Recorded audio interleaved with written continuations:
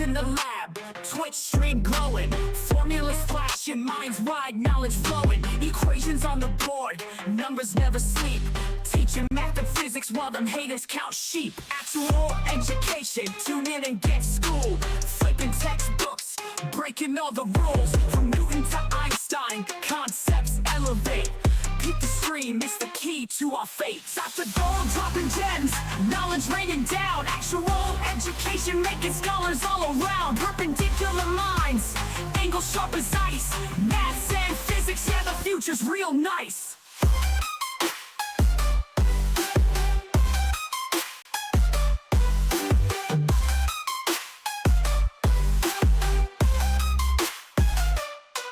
Got the Pythagorean triangles about to flex, quantum theories on deck, breaking all the specs, relativity theories, worlds getting small, grasp the universal laws, standing tall. From the atom to the cosmos, we rolling deep, grazing up the stars, no time to sleep. Black holes and supernovas, concepts we unfold, brain power heavy, yeah, that's Dr. Gold. Dr. Gold dropping gems, knowledge raining down, actual education making scholars all around. Perpendicular minds, angles sharp as ice, maths and physics, yeah, the future's real nice.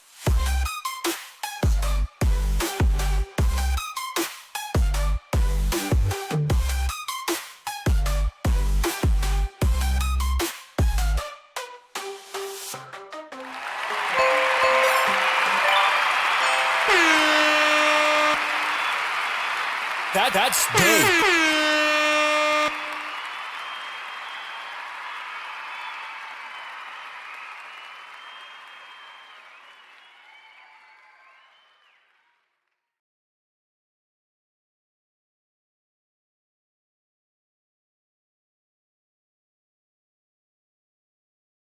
Working. There we go. What's going on? Wow, thanks, Sensation. 14 months, 7-month streak. What up, everybody? It is Tuesday, second day of the week. Love it. Let's see. Yeah, I guess it's like the, what is it, third day of December? We're into the last month. Wow. What happened this whole year? I swear, man. I can't believe it's December already. This has simultaneously felt like the longest and the shortest year of my life. I don't know. What's up, Ace? Good to see you. Here, let me turn on the lo-fi. We love the lo-fi music. What's that lo-fi jam, dude? Lo-fi radio? Hell yeah. What up, 12th? Good to see you again. Good to see ya. Dude, YouTube needs to, like, get their shit together. I swear, dude. I gotta, like, keep doing this over and over again. There we go. Oh, so calm. It looks like, oh, Sensation, did you do a stream earlier? I see you went live this morning for a couple hours. That's cool. Do you have people ask any questions about what you're doing? A-levels again? I just got back from the gym, so I'm having to crush a quick protein shake as my lunch, or like first meal of the day, I guess.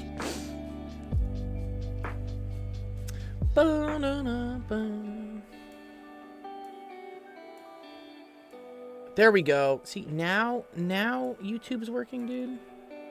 These people, I swear, dude. Okay, cool. Let's see. News. Do we have any news? I guess it's Tuesday. One more day left in the streaming week for me. I was trying to get a guest for our AMA podcast on Friday. I might have someone. It was this cool guy. He was actually a college prep person. His name's the College Guru. He was actually in this, I don't know if you guys have seen this thing on Netflix. It was called Varsity Blues. I'll show you guys if I haven't heard about it. It was basically this massive, like, scandal they had, where college admissions people were doing, like, pay for play to get people into, like, Harvard and stuff. This guy's name was Rick Singer. No, it wasn't Varsity Blues. Or was it?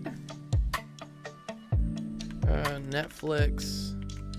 Operation Varsity Blues. Okay, never mind. It's called Operation. Varsity Blues is a different thing. But yeah. It was a big college admissions scandal where some celebrities got caught. Basically, they would pay this guy named Rick Singer to pretend that their kids were like athletes and then get them into Harvard on like athletic scholarships. Like they would Photoshop pictures of them on a rowboat or something.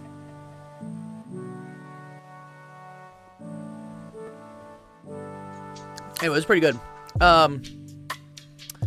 But one of the guys I met through some tech mixer here in LA, I think was on this. Let me think. His name is Perry Kalmus.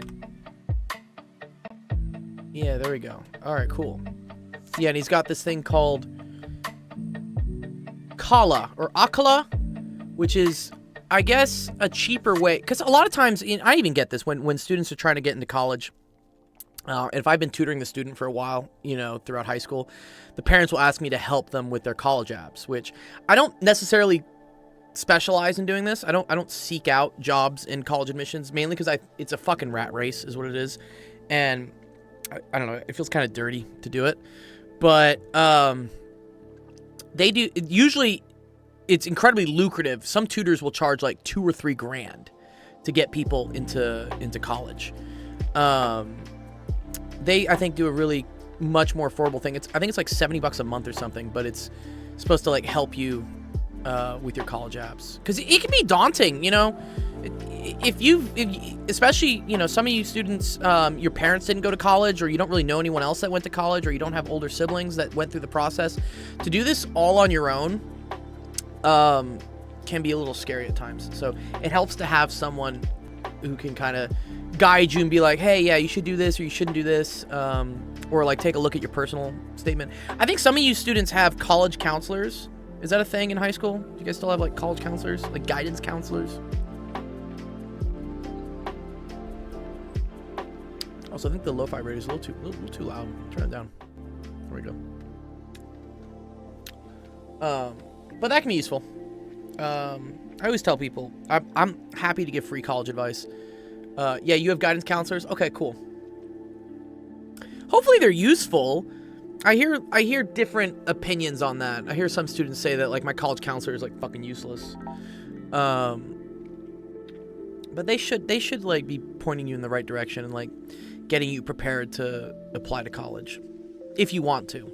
I'm starting to back away from this belief that everyone should go to college, because I'm starting to see that it's kind of been a push by these universities as a moneymaker, which I agree, education is great, higher education is awesome, but I think some colleges are getting really pushy with trying to get kids to enroll when they don't really want to be there. Or they would do much better at something else, like say a trade school or an apprenticeship or something. I don't think everyone has to go to college anymore. I'll probably get yelled at for that, but anyways, let's see. We got some questions today. Looks like Rainy has one. It says I have been stuck because of a fish. Uh-oh. What's up, Sam? Good to see you, bro. I'll drink my Erewhon protein shake for you. Sam knows about Erewhon. I bet you do.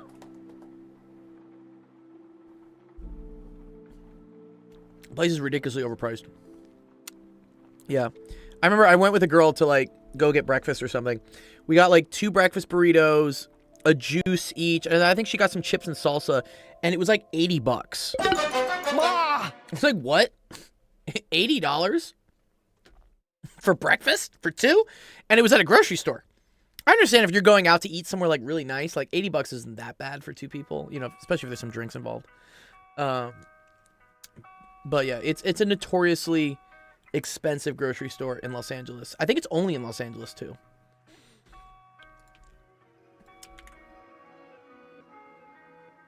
But all their stuff is delicious. That is the problem. It is expensive, but it's really tasty. I still won't stop at like Gelson's because of Gelson's is like not worth it. Gelson's is overpriced, but not worth it. I'll say Erewhon is overpriced, but is like kind of worth it. Shantrick says, hey, I had a question. There's a puzzle question on a 2022 Pascal contest. I don't understand. It's question 25. Could you try and explain it? Yeah, we could take a look at it. Do you have a link to the question? That would help me out immensely. Otherwise, I can go find it. Let me see. 2022 Pascal contest. Question 25.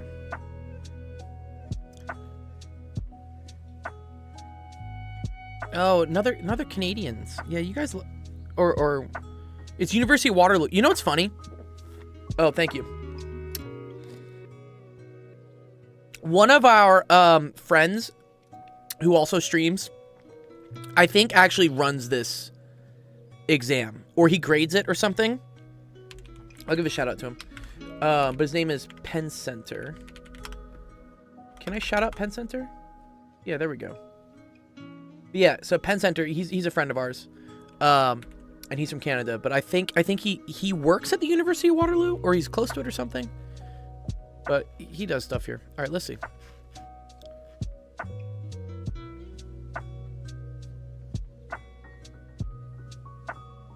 Oh, okay. This is the question.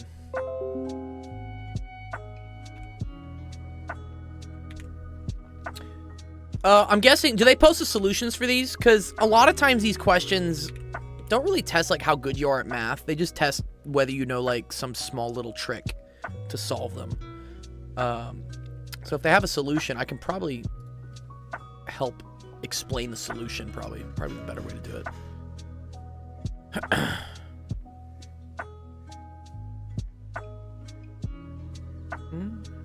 There is a solution? Okay, let me find it. One sec.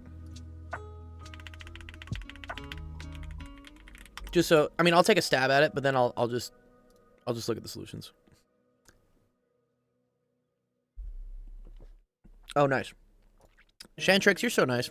I love this. Just give me links like this. Great. Oh God, what the fuck?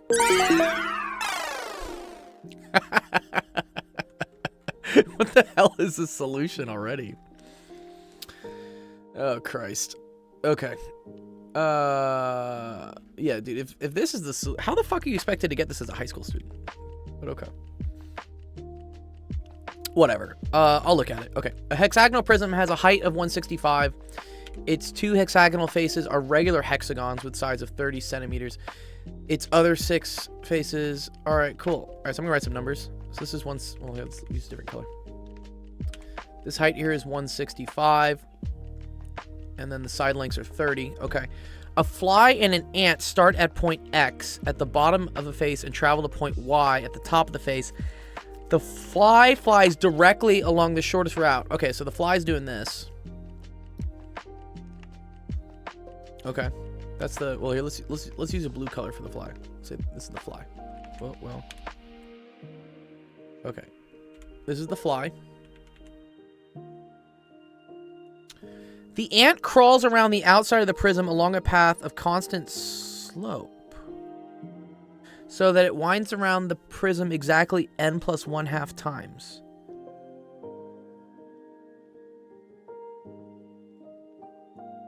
Oh, okay. Oh, I see. So the ant is like doing this. Like spiraling, I guess, yeah? Okay. And it goes n plus 1/2 times, yeah, because it's got to make half a rotation to get to Y. Okay, that's fine. The distance crawled by the ant is 20 times the distance flown by the fly. What is the smallest possible value then?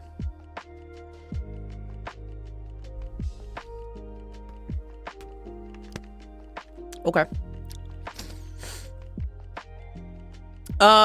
Probably good to figure out what the distance of the fly is first. Like, we could do that, yeah. So I gotta know, like, distances and bases and stuff, right? Okay. Let me look at my hexagon geometry. Yeah, that's what I want to see.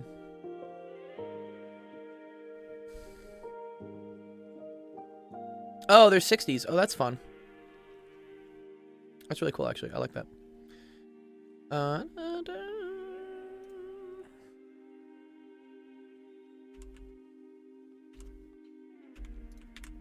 Nope.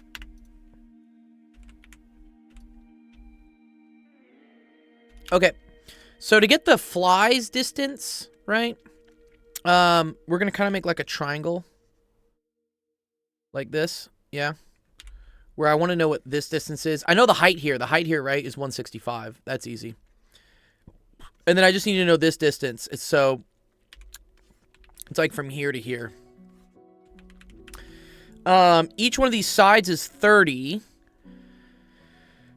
And if this is 60 degrees, doesn't mean they're all equilateral, right? So this is 30, this is 30. That's cool. Okay. So this distance is 60, right? So then, distance of the fly is equal to the square root of 60 squared plus 165 squared. Yeah? I think that's a pretty simple thing to do, yeah? That's not like too hard. One second, let me pull my calculator out. They probably want like an exact value for this, but I'm gonna get a decimal because I'm feeling approximate today. Okay, where's my calculator? Calculator. Okay, so square root of 60 squared plus 165 squared. That gets me a distance of 175.57.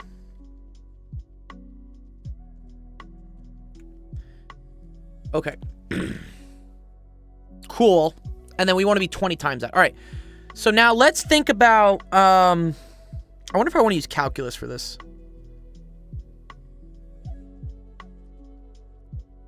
I don't think I need to. Okay.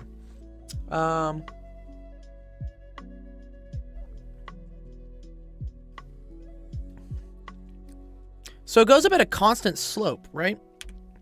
So that means... I wonder if I want to do this as in the terms of like an angle.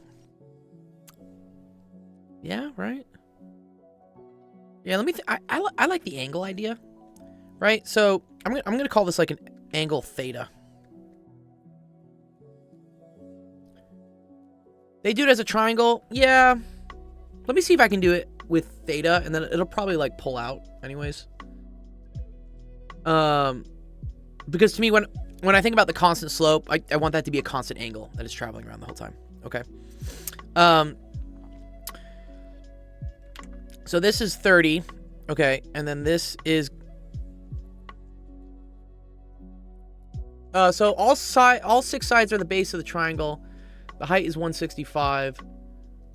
And the slope is the distance. Sure. Oh, I see what you're saying. Right. So, yeah, okay. Yeah. Okay, I like that. That's actually kind of a cool idea.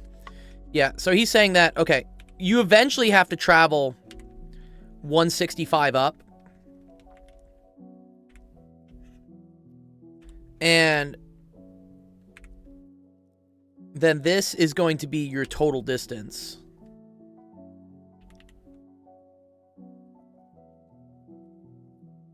But the amount you do this... Okay, so a revolution...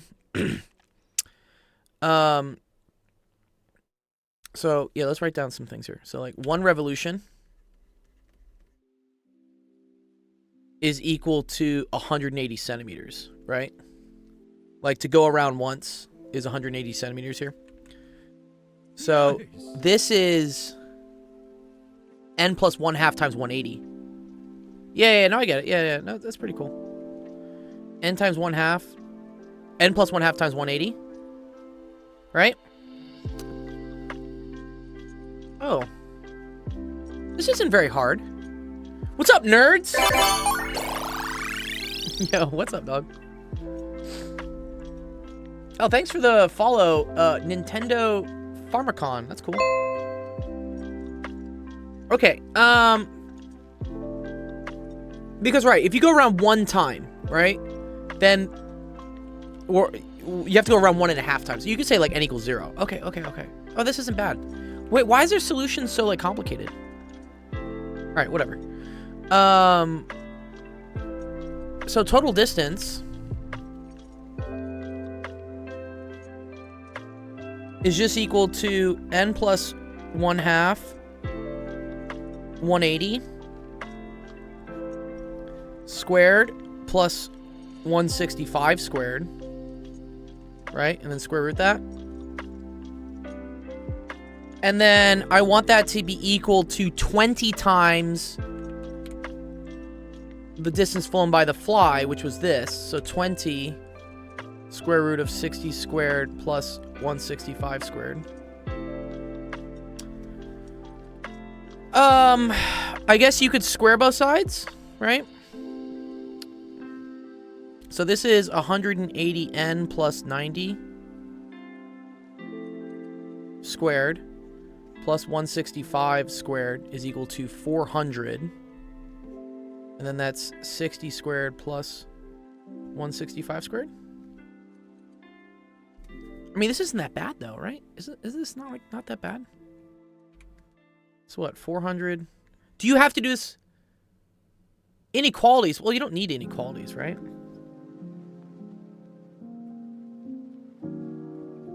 Oh. Oh, I see what you're saying. Oh, because you... Oh, uh-huh. Well, wait a minute. I think you just set it equal to 20. Because we say that the distance crawled by the ant is more than 20. Because it could be more, right? This could be like 100 times if the ant just like decreases its slope by a lot. I think if you set it equal to 20, that's the breaking point. That's the minimum.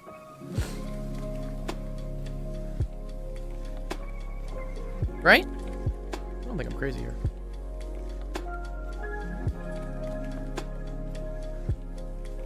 All right, minus 165. Well, let's see. Let's see if I get the right answer. If I don't, then whatever. Divide by that, and then, square root all that, and then subtract 90, and then divide by 180. This is unfortunately, like, not anything nice. Wow, what's up, Milk? Thanks for the follow, dog.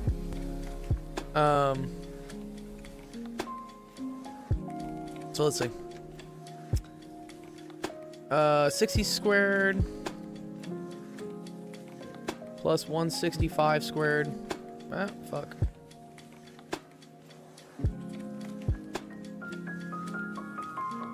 Equals that times 400 minus 165 squared. Square root it. Okay. Subtract it from 90. Divide by 180. So n has to be equal to 18.98. So n equals 19. Was that the answer? Yeah, 19. Okay. Cool.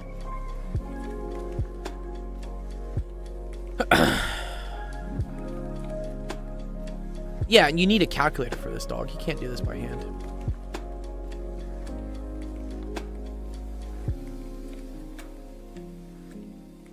Yeah, so again, don't worry about the inequality, Shank Tricks.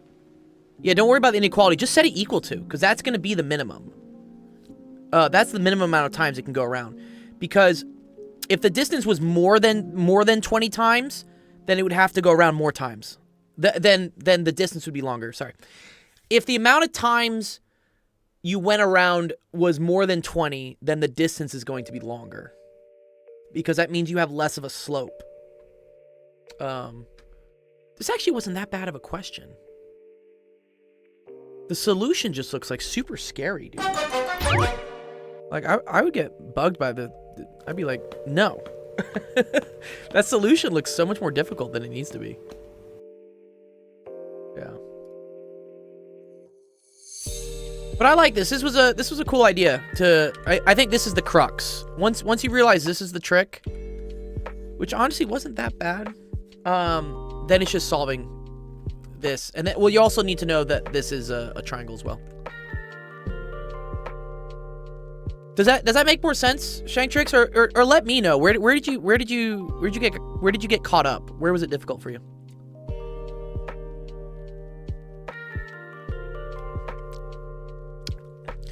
Well, yeah, I mean, the solution is like, yeah, they write it as like 6n plus 3 times 30. I just multiplied that by 180. Right? I just distributed this. That's why I got the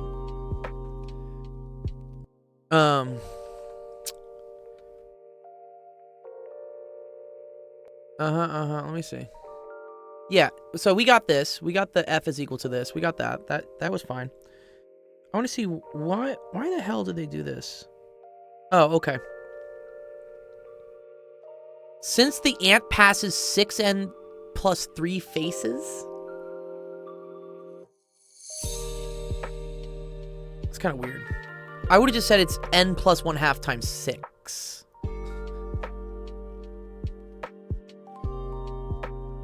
Yeah. Unwrapping I mean, and that's what we did here. That's what I did. So you have to do n plus 1 revolutions, and each revolution has 6 faces. So you do that. I guess, yeah, cool. 6n plus 3 faces. And then each face is a horizontal distance of 30 in the triangle. But then your vertical distance is always 165. So it's just doing enough of those to then get this equal to 20 times what the fly distance was. Yeah, it's actually not that bad of a question. This just looks gross. And yeah, don't worry about the inequality. Just set it equal to. This is a common thing we'll do in physics a lot of times. They'll ask, like, for instance, like, what's the highest angle you can have the inclined plane before the block falls down the plane? And what you always do is you always set that angle such that the forces are equal. Like, the force pulling it down is equal to the force of friction keeping it up. I know technically it's like it's the breaking point. It's like right before the force pulling it down is greater than the force of friction keeping it up. But if you just set them equal to each other, then you know it's, you know, it has to, and for here on the n had to be a whole number too, right? So when we did this, yeah, I got like 18.98, right? That's what I got on the calculator. Yeah, I got 18.98. But I know that's the lowest amount I have to do, and I can't do 0.98 of a revolution, or n can't be 0.98. So you have to make that equal to 19 because it has to be the next whole number up. Yeah, it's a cool question. I actually like these. Thanks for showing me these. What is Lando saying? Twitter, x.com. Yeah. Very cool, man. I appreciate it. If you have any other questions about those, yeah, please let me know. I'd love to run through them. Are you studying for a competition happening?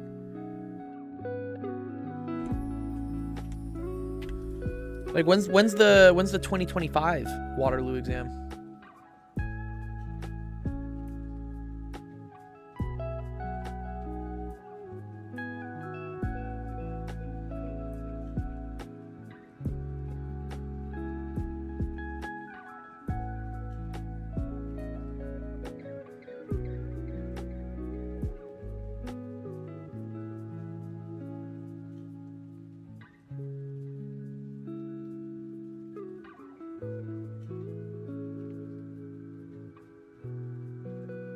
Oh, it's in February? Oh, that's cool.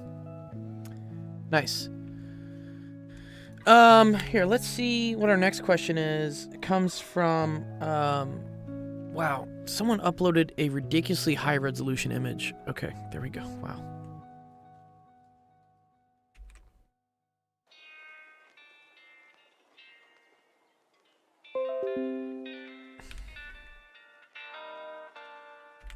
This looks like physics. I think it's a physics question. We're talking about refractive index. I don't know if you guys have ever noticed this before. Have you ever done, like, here, what is it?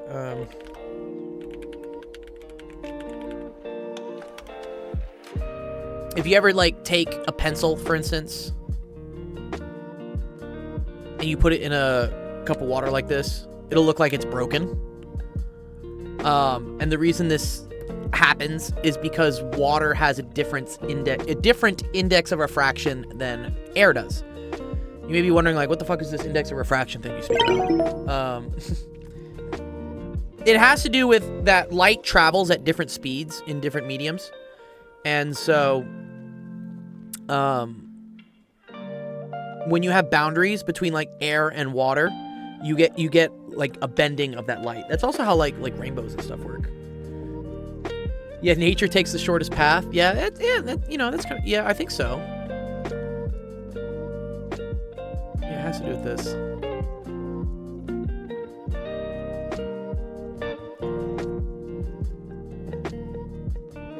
So yeah, yeah, it has to do with like density and stuff, right? Yeah. So it bends here, but if you look at it on both sides, it actually comes out at the same angle eventually. But where's the geometry for this? Yeah, this is always what I gotta like. This is an 8th grade question. Oh really? Oh, that's pretty advanced for 8th grade.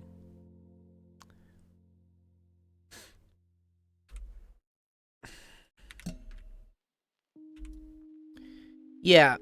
And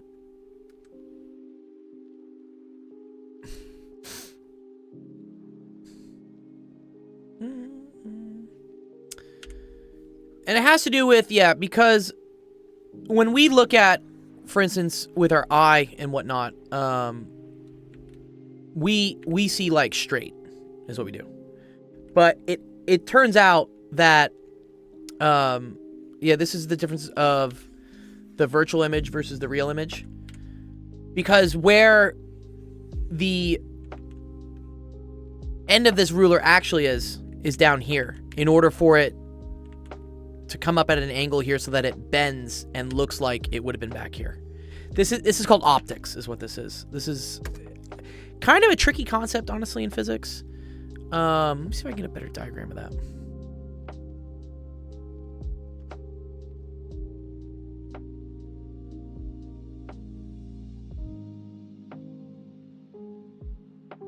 Yeah, here we go. This is a pretty good one. And then here's like the picture that they... Where is it?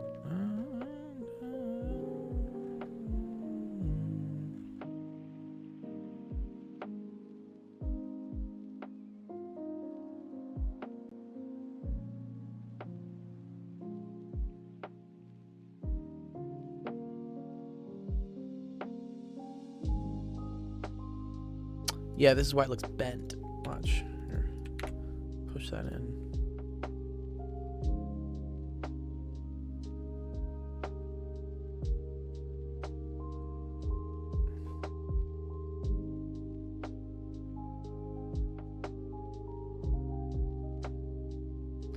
And there we go. There we go. Yeah.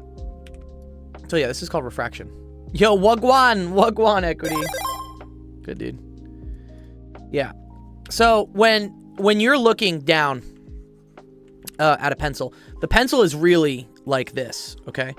But what ends up happening is that because of how like light bends, where this end of the pencil is when it comes up looks like it's technically here if we were to look like straight through the water. And that's why you end up getting this. It kind of looks like it's bent. I wonder if that is involved with this question, though, because it says, okay, cool. So we do have a refractive index. Okay. So here's the rule. It's called Snell's law,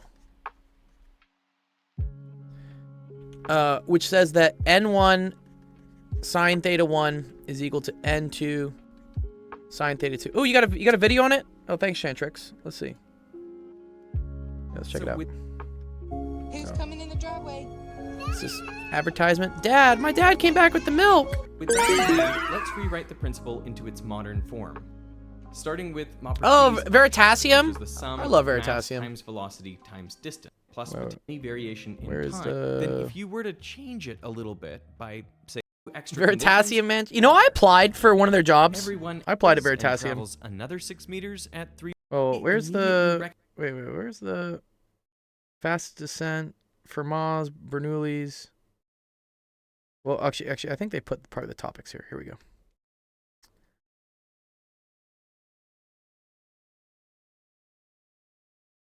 Oh, go to 521. Okay. Oh, yeah, here we go. Yeah, okay, here we go. Oh, perfect. Yeah, this is a great video of it. Yeah, nice. Is equal to a constant, n, Yes. which depends on the nature of the two media. This came to be known as Yeah, Snell's law. Snell's law. But no one knew why it worked. That is, until 1657. So another great mathematician enters our story at this point. This is Pierre Fermat. By Fermat. day, Fermat's he last was theorem. a judge, but at night he'd come home and hang out with his wife and kids, and then do what he really loved the most, which was work on math for fun. He worked on math for He mostly fun. worked in pure math, but at one point he got interested in the question of why does light obey this principle of refraction? Yeah. See how it comes in, it And bends, he then it thought bends again. Maybe Hero of Alexandria was on the right track, but it's not distance that is being minimized, but rather time. Uh-huh. But to see if this was true for refraction would be difficult. He would have to work out every possible path light could take by varying the point where it intersects the boundary and compute the time for each, and then show that light takes the path for which the total travel time is the shortest. That's cool. He doesn't know how to solve it, and he worries that it's going to come out complicated even if he could solve it. But then it's a fucking So sine he's graph. not going to do it. Wow. I didn't know this, 'Cause he wasn't Shantrix. super interested in physics, actually. But anyway, years go by. He gets interested in it 5 years later and tries to solve it. And then he does solve it. And he shows that Snell's law actually pops out as the minimizing path. Oh, that's for super light. cool. Yeah, so yeah, and why this is actually really, thanks for showing me that, Shantrix. Yeah, where did I have the graph of like slow versus fast? Was it here? No, where do I have it? No, one sec. Oh, I had it.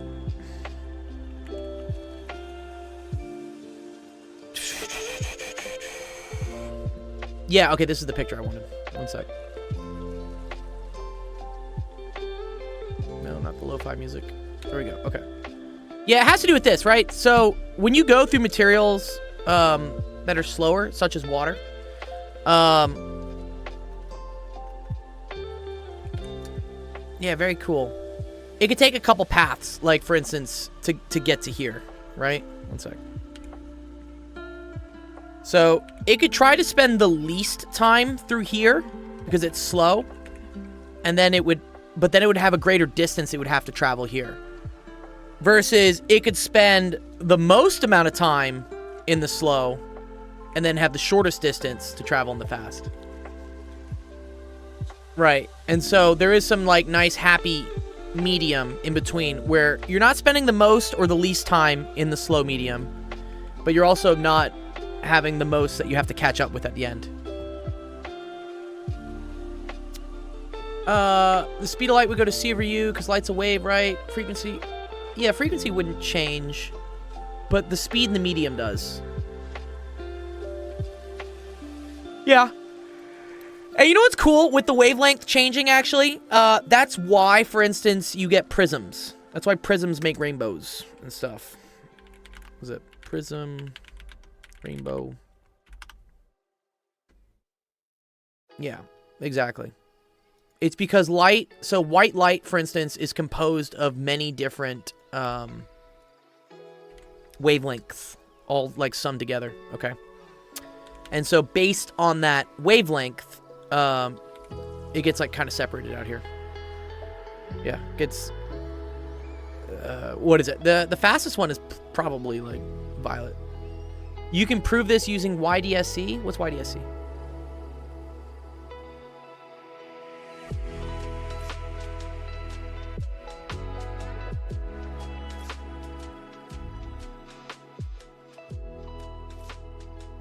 Oh, Young's double slit. Oh, yes. Yeah. Young's double slit experiment. Yeah. Yeah, that and, what is it? The, oh, man. The photoelectric effect. Those are the two things that prove that light is both a particle and a wave at the same time. It's very cool stuff, actually. Yeah. So wait, let's see how this all goes back to, like, what this question was. This was the original question that one of the students was asking. And then here, let me get a diagram of Snell's law real quick.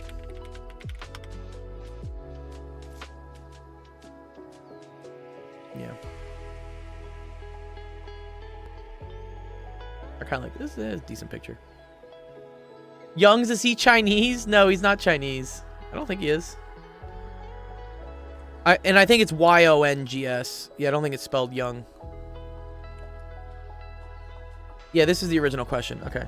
So it says a fish looks from within the water of a refractive index 4/3 and sees the outside world through a circular horizon. Kind of confused what the circular horizon means. Does that mean it's like a circle? Like, what does it mean, like circular horizon? I feel like we have...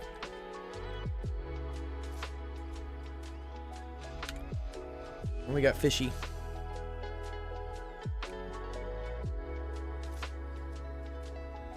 And if the fish is 0.7 centimeter or square root of 7...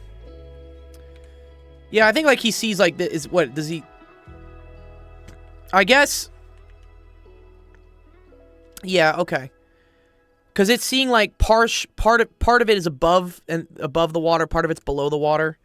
So like maybe the fish is seeing like this. Is that kind of like what we think of like a circular horizon? And so we're saying that the fish is square root of 7 below.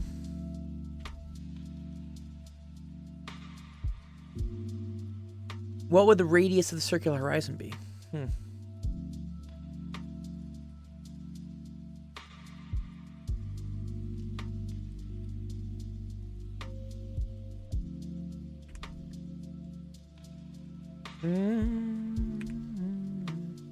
So maybe something like this, right? Okay, so I know that this will be like theta 1. Or, no, that's wrong. Sorry, this would be theta 1, right?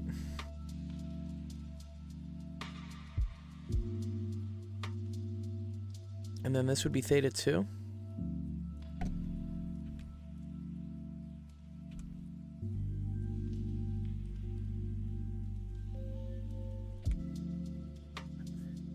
IG equals H over square root RI squared minus 1. Wait, where are we getting all that from?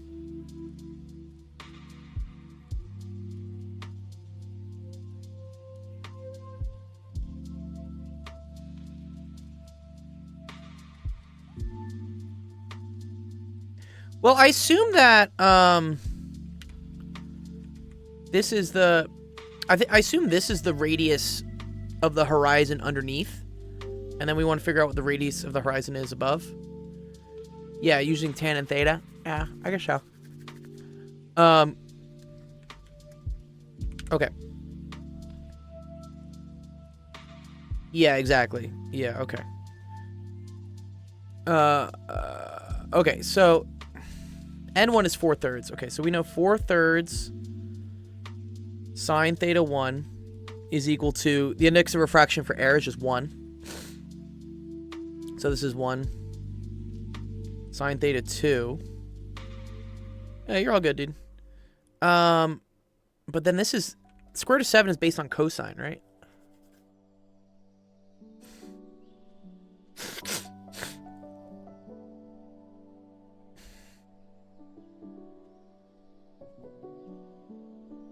I guess this is pi minus theta 1, right?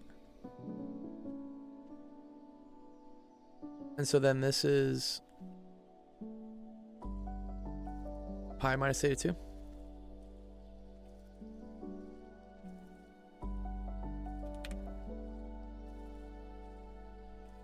Oh, pi over 2. Yeah, sorry, bro. You right. My mistake. You get a save, Freak Bob. We're gonna give you a save for that. Yeah, good save. Oh, why is Enigma bot not working? I gotta talk to Enigma about that. Damn. Okay. Find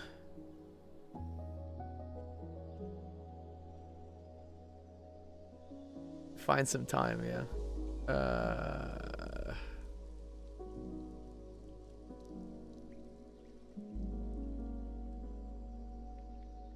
Okay.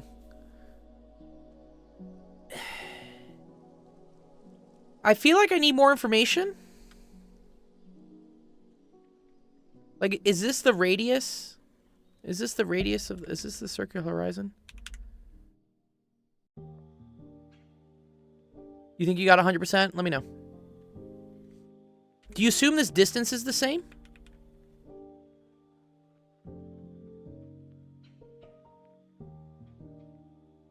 Okay, in order for the fish to see...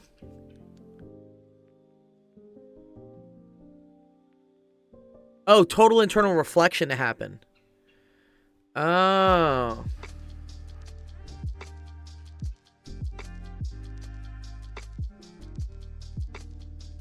Okay. Yeah, because I was like, I need the angle then, right? Okay, so...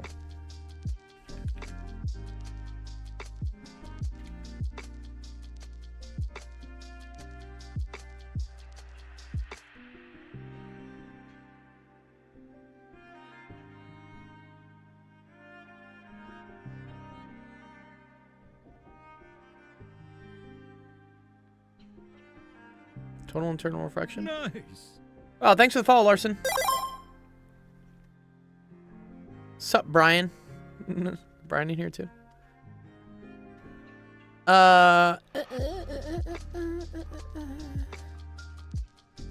Theta 2 will be 90 degrees.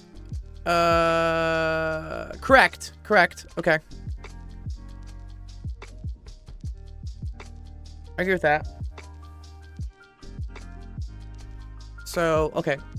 So 4/3 sine theta 1 is equal to 1.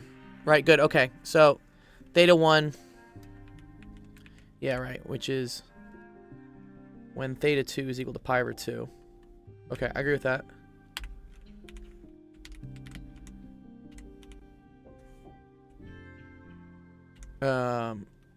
So sine theta 1 is equal to 3/4.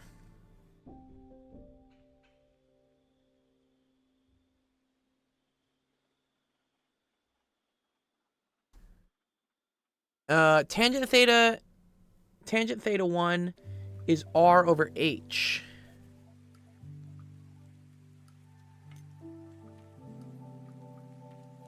Uh-huh.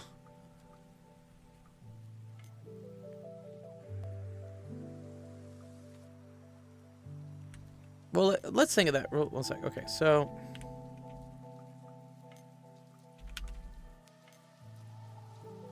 Nice. Oh, so this is what you're calling the... This is R. This is the radius. I've just never seen this, bro. Like, the radius of the circular horizon. That's kind of weird. I get it, though. I guess that, like, this makes like a circle or something. Yeah, okay. All right.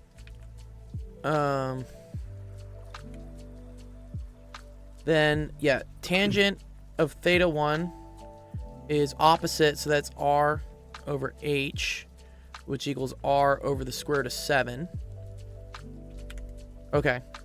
So r equals square root of 7. Tangent tangent of... Oh, this is cool, but this is a 3, 4, 5. No, it's not. Damn it. Oh, it's close. I really wanted it to be. Okay.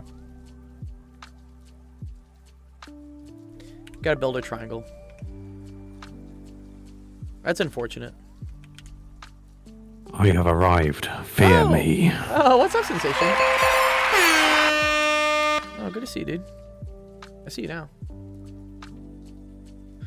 We're doing some triangles. Triangulars. Ugh. So you're doing some 3D geometry. Yeah, this is like kind of 3D, I guess. This is opposite. Hypotenuse. So what is this? Yeah,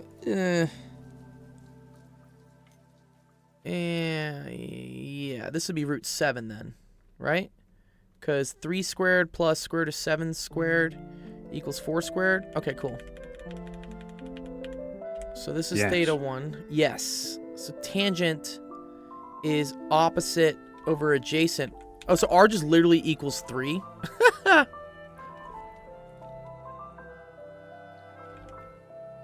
Cool. Answer's 3 centimeters. Wow, look at that. Wow, excellent. Nice. Poggers! That's dope.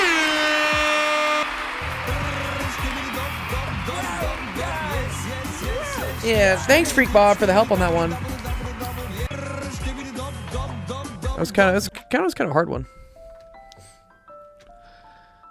Poggers. We learned a lot there. I learned about, yeah, answer's 3. Wow. Wow. What's going on your side of the pond, Sensation? What's the crack? Just lots of helicopters landing just now. Why are there helicopters landing? Is World War III starting already? Without me? What? I have no idea. There's no information. Oh, okay. What is the UK use for helicopters? Do they use like the American Apaches and stuff, or like what? For which purpose? I don't know, like military stuff. I couldn't tell you. Do you guys have your own helicopters, or is it all like American stuff?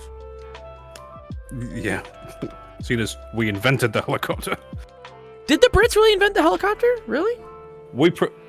Scottish people pretty much have invented everything that you can think of. Oh, that's cool. I didn't know that. You know what? Like, you know, the light bulb, the radio, the television, The television. the internet. Yeah, Alexander. He was a Scotsman. Alexander Bell, right? Was he Scottish? Yeah. See, Alexander Graham Bell, John Logie Baird. Penicillin, I was Alexander Fleming. Fleming. Loki, I want to move to Europe.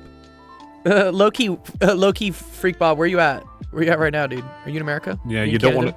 want to move to Europe. Never Scottish. They are British. Yo, someone named Magnetar, dude, wants to fight you, dude. Sensation. They're saying the Scots are Brits.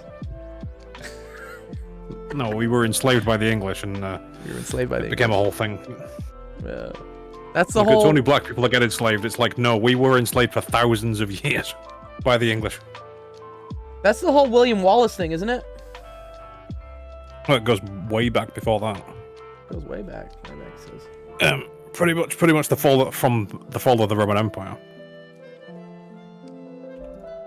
But who are the Brits then? Were they the Romans? How'd that work out?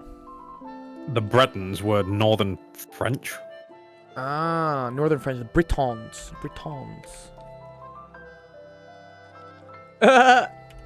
Shandrick says, I want to move to Holland and just jump and run in the tulip fields.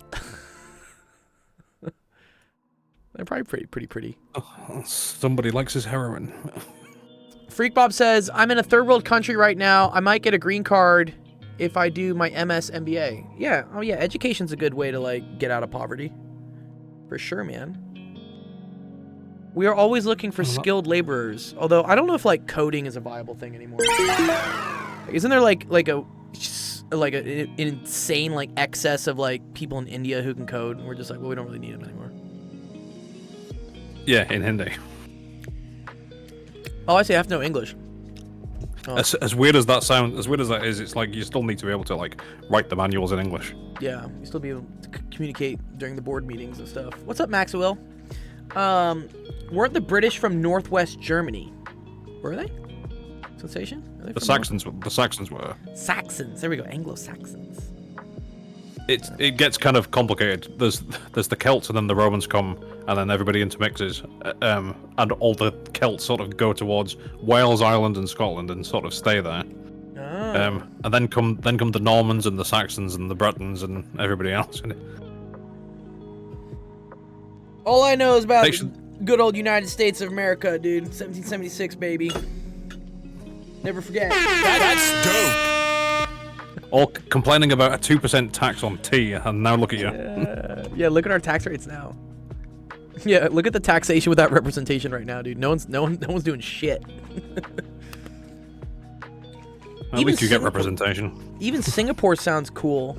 Oh yeah. Well, yeah. Wait, Singapore has a bunch of really strict rules, right? Like you can't chew gum there or something. I don't know that one. I've never been to Singapore. A lot of Yeah, Singapore's one of those countries where you can't open the melons. What do you call them? Oh, the Oh, good durians? The durians? Yeah. Yeah, durians are illegal. Things smell like rotting flesh. You can't carry it. Or you can't carry gum, or you can't carry durians. And you'd have a hard time carrying durians, but Yeah, they're quite large. they look like massive conkers. What's a conker? Massive conker? What? Horse chestnut. Oh! Oh, wait, there's a game called Conkers? Excuse me? No, Yeah, it's a traditional... Look at this, dude. It's a traditional game played in, they said, in Great Britain and Ireland, played using the seeds of horse chestnut trees. Oh. I meant pay more attention to the green stuff. Oh, I see, yeah. The enclosing thing. Oh, The dude, sort of dude, this is like the OG Beyblade, bro. Like they put these nuts on like on rope, and then they try to beat the shit out of each other's nuts, I guess. Uh-oh. Conkers looks like a game that we would play in gym class and that nobody knows about. Yeah. Did y'all ever play Bloody Knuckles? That was a game I played in high school. You know what this one is? Is that with the cards? No, it's with the quarters. So you'd put your hands down, you'd put your knuckles down on the table, and then you would shoot a quarter at the other person. Like, you'd slide it across the table, and then the first person to bleed lost. Oh no, we took it more directly. He's like, we just beat the shit out of each other. well, no, because right there's a card game called Shithead. Oh, okay. I swear to God, and I can't really remember the rules because it's been like 30 years. But yeah, basically whoever loses, they get the whole deck of cards dragged across their knuckles. Oh no! Oh, that would hurt. It's Ew, like, you're a shithead. That's the death of 1,000 paper cuts. Ugh. Anyways, I'm sure none of this happens in today's school because the lawyers would get involved and someone would get sued. Not in the north. They can barely speak English up here. Well, over here in the US they would. Yeah. Anyways, let's see. We got another question coming up. A bottle filling machine. Ooh, quite relevant because we have bottles right now. That's cool. On average, 20,000 bottles a day with a standard deviation of 2,000. If we assume that the production is normally distributed and that a year comprises of 260 working days, maybe in France, definitely not in the U.S. Dude, I think in the U.S. it's 364 working days out of the year. Calculate the approximate number of working days that under 240 bottles are filled. Oh, okay. Over that many are filled, and between that number are filled. Oh, wow.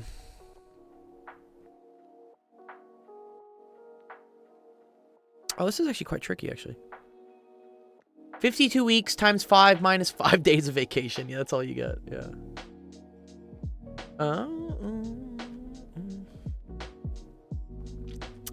Do I have to do a confidence interval for this?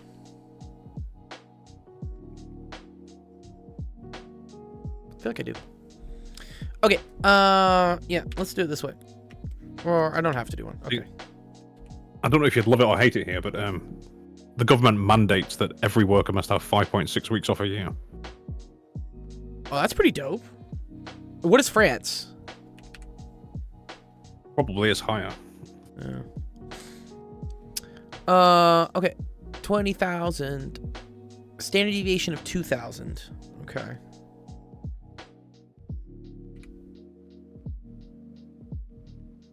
You said you can use a calculator to do this question? Yeah, well, you have to have a calculator to do this question. That or you're going to start using a table.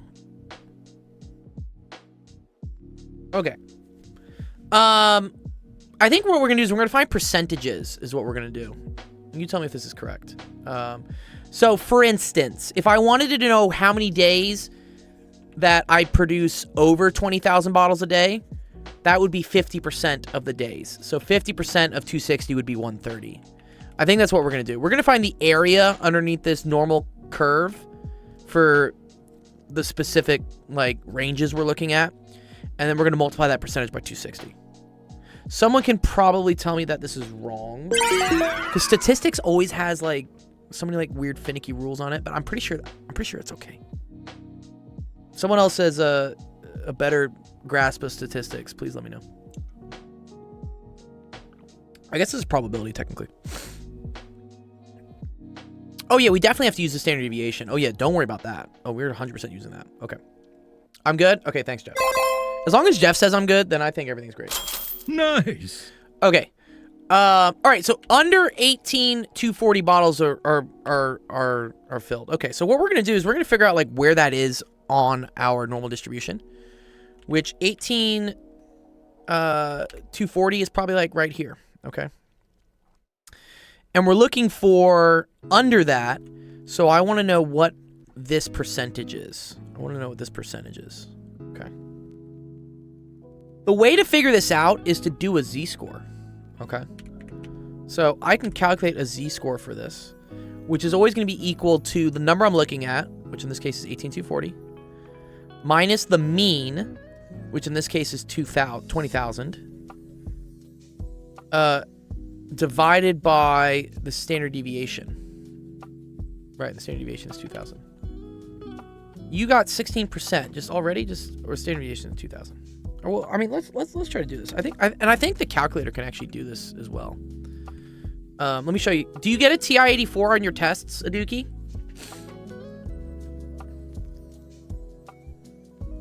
So here, we can show you one way to do this, which would I would literally calculate the z-score. I would divide this by 2,000.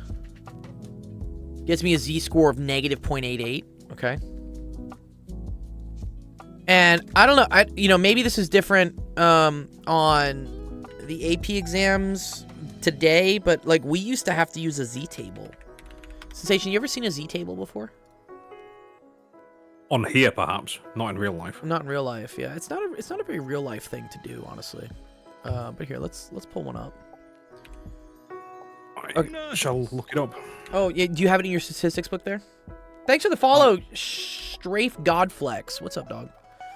Okay, yeah, this is a table that shows you for different z values what the area is. That's what this is. Okay, so what you end up doing is we look up this z value, which is negative 0.88, and we're gonna look it up here.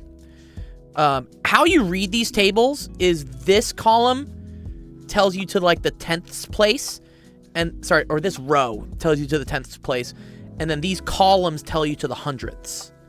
So negative 0.88, that's going to be in this row, because this is the negative 0.8. And then we need the 0.08 column to get the next one. So that's here. So here's the 0.08. So like pull it down. Okay.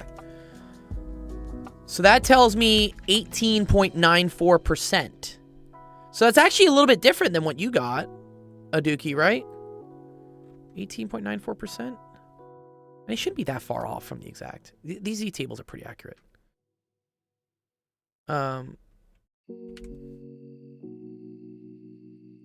So that's 18.94% of the days. Okay. So let's look.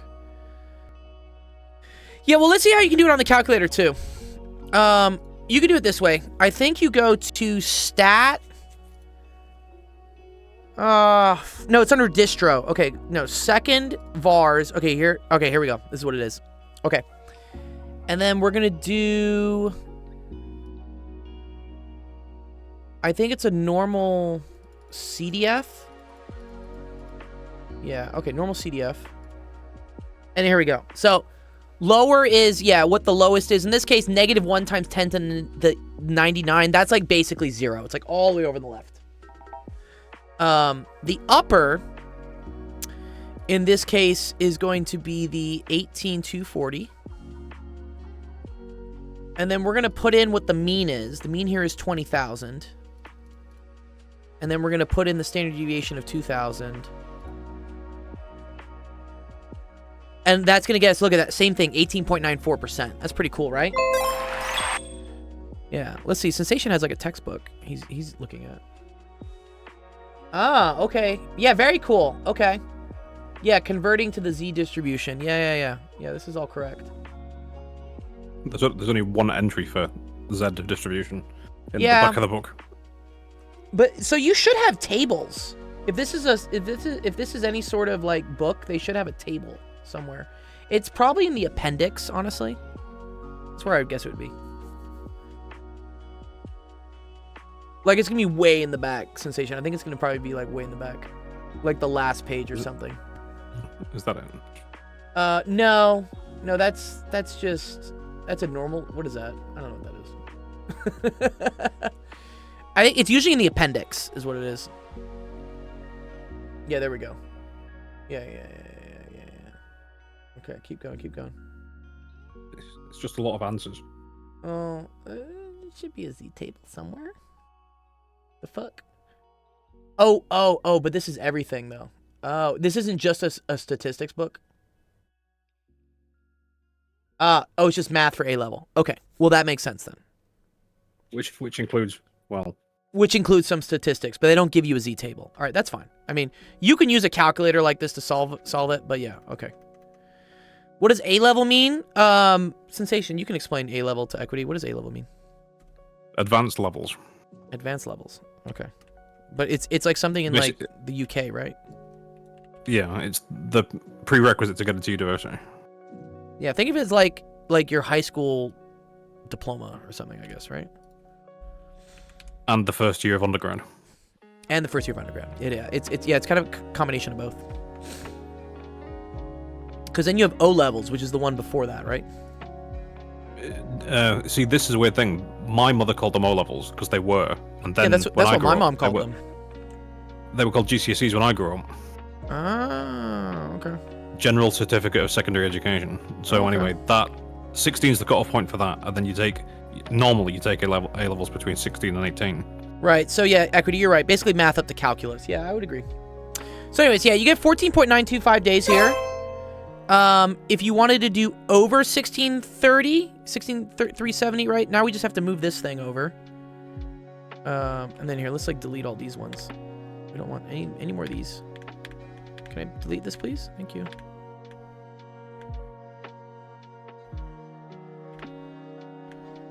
Yeah. So now this just gets put over here.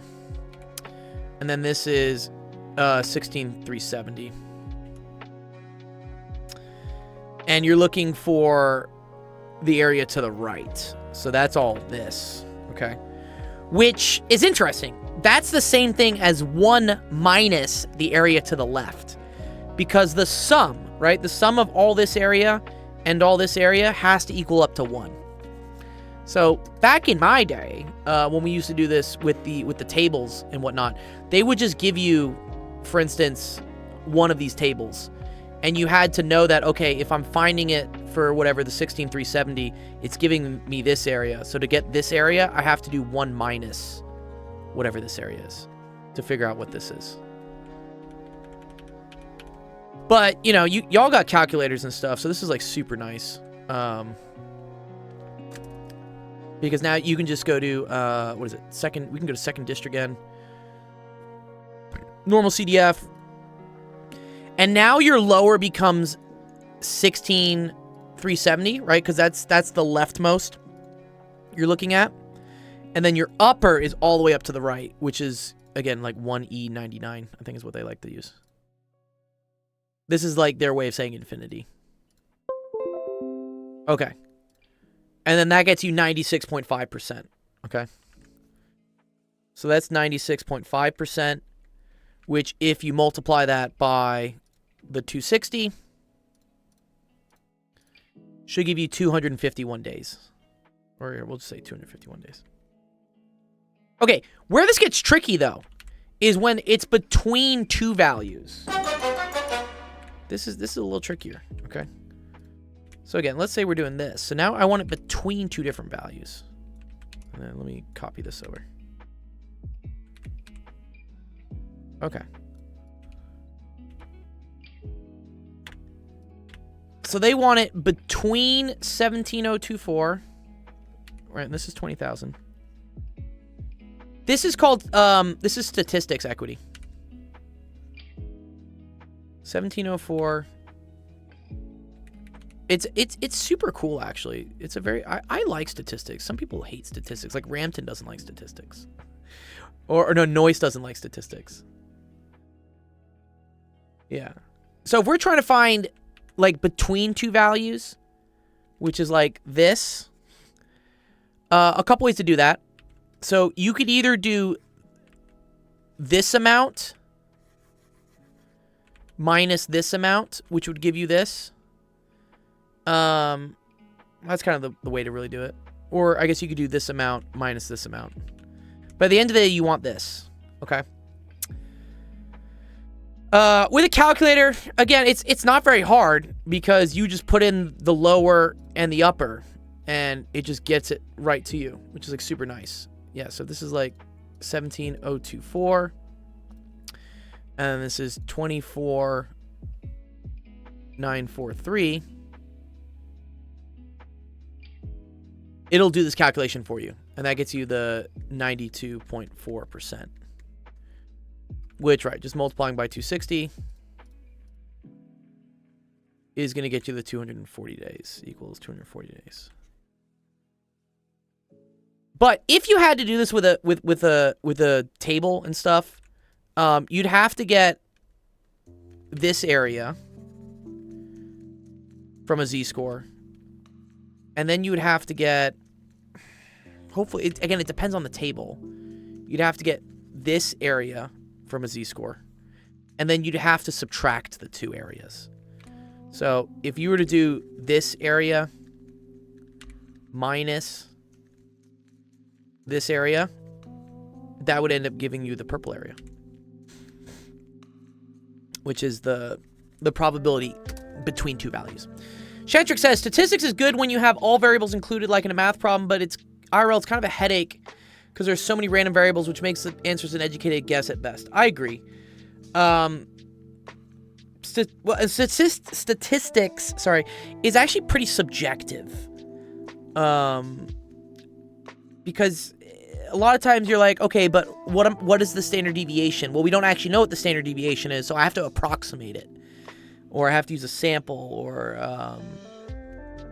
What makes it really cool, Equity, is that, yeah, and why it's useful, is it's a way we have quantified something being, like, good enough, or, like, close enough. You know? A lot of times, let's say, for instance, you two wanted to argue who's better at Fortnite, right? And Equity gets 24 kills in a game, and Taco Cats gets 22. You could be like, oh, wow, you know, 24 versus 22. Does that mean Equity's a better player because he got more kills? Or is that 24 versus 22, like, close enough that it's basically random? Like, that they're basically the same, you know? That's where, like, statistics comes into play. Because if we ran multiple games, like you and Taco Cat kept playing a lot of games, the amount of difference that's needed in order for us to definitively say that, like, these two are different in skill level goes down. So if you play 100 games and, for instance, you get 23 on average and he gets 22 on average, we could say, like, oh, with 95% confidence, Equity is better. But if we only play one game, then 23 versus 22 kind of looks like a toss-up.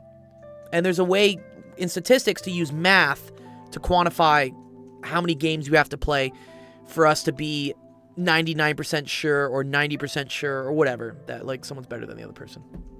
It's really cool. I like statistics. It's one of my more favorite subjects I like to teach. Oh, these are all the chapters you have to do? Wow, there's kinematics in this as well, and Newton's laws? Excuse me? You guys are doing physics and math? What? Those are related. Two things I should point out. First of all, this is pure maths.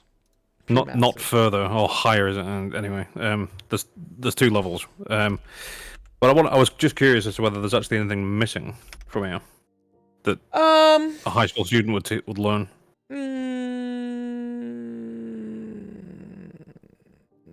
Wow, you go to Diffie Q. That's kind of cool. Where's geometry? Oh, Oh, it's on the left. Coordinate geometry, graphs, and circles. Oh, okay. Yeah, no, okay. That's cool. And you got trig. Wow, interesting. Diff and Partial vectors. fractions. I love how all of differentiation is just like one fucking chapter. That's hilarious. Oh, there's two sections to the book. Oh, okay. So yeah, algebra and functions, trigonometry 2, parametric equations, sequences and series. Wait. Where's Fundamental differentiation 1 exponent. then? Oh, I see. It's in chapter 8. Oh, I see it. Okay. Yeah, I mean, this is pretty yeah. standard. And then more. Oh, then it goes more. Interesting. It's interesting that it kind of like dips its feet into statistics and physics with mechanics. That's pretty Well, it cool. does it all. It's pure stats, mechanics, and then it Yeah. repeats itself, pure. Okay. Stats, All right, Ace. Yeah, mechanics. Ace. I'll do your question real quick, and then if 12th is still here, 12th has a question. Yeah, sorry. We've been taking our sweet time today. I've just been hanging out. Just been hanging out with you guys. It would be cool if it had sequences and series in it as well, is what I would say. That would be the other Sequences thing. and series is GCSE. Interesting. So that's below A levels? Yeah. Oh, fascinating. I did sequences and series. Oh, fascinating. Well, you did like geometric series and whatever, but in calculus, sequences and series is more advanced. Unless it's in higher. Yeah, maybe it's in higher. Equity says, when the forecast says there's a chance of rain, doesn't it mean it will rain, but the area that will receive the rain depends on the area? Yeah, for sure. Yeah, it just means it'll rain somewhere. But rain doesn't happen, like, contrary to popular belief. When it's raining here, it doesn't mean it's raining everywhere else. I know what you're talking about. Like, if the city gets, like, a % chance of rain, it's actually pretty likely that only parts of the city actually get wet. It's very cool to see, actually. You can see rain happening from far away if you're in, like, a flat enough area of land. Okay, let me do Aces before he's got to go. Hollow tube chimes are made of metal and are open at each end. Ooh, open. Okay. These columns resonate best at their third resonance length. One chime is 2.5 meters long and has an air temperature of 25 degrees Celsius. What is the speed of sound?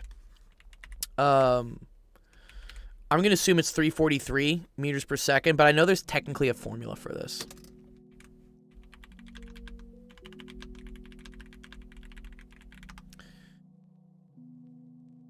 Yeah, rain in your area, not the chance of rain happening as a whole. Yeah. What's the equation?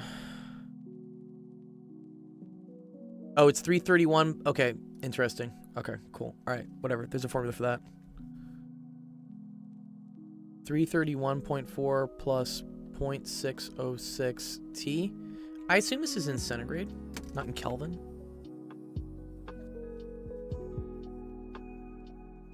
Yeah.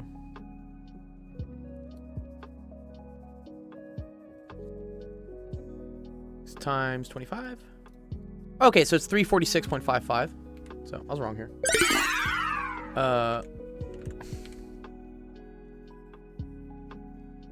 I think 343 is probably at 20 degrees. Oh, no. Not 30% of the area receives rain. No.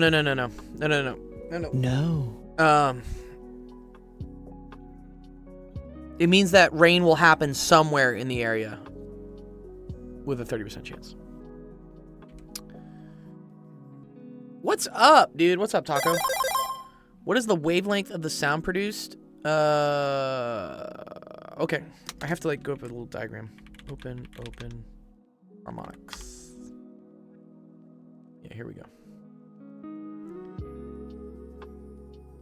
I assume they're talking about, like, the third harmonic. Oh, I want this one.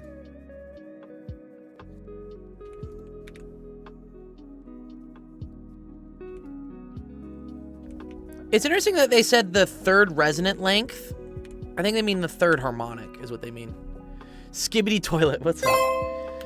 Did you guys see? Do you know what the Oxford word of the year is? Sensation. Do you know what this is? The Merriam-Webster word of the year is? No. You want to guess what it is? I don't know it. It's brain rot. Yes, Shantrix, it's brain rot. I am glad it beat out Brat and Demure at least. Like, I would have been mad if it was either one of those. Brain rot, I think, is great. Yeah, brain rot's fucking great. That's You weird. can use the pic in the PDF I sent. Where'd you send me a PDF? Oh, you put it in the screenshots, maybe, or whatever. Okay. Okay. So third harmonic. So that means you have 3 halves of a wavelength inside the column. Because look, this would be a full wavelength, right? Peak to peak. That's one full wavelength, and then it goes down to the trough. So that's another half a wavelength. So the chime is 2.5 meters long. So I say 3 halves lambda is equal to 2.5, and 2.5 is 5 halves of a meter. Good. So then you can, cancel the 2's out. So lambda is equal to 5/3 of a meter. Cool. So that's the wavelength. Then what's the frequency? Okay. So the relationship here is that lambda times f, or I don't know. Does your teacher use nu?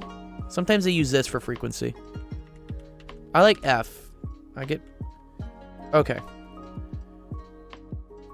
V equals f. Yeah. Okay, good. So it's lambda f is equal to velocity. Yeah. Well, no, so frequency can also be written as this, as like script V. But then that gets confusing with velocity.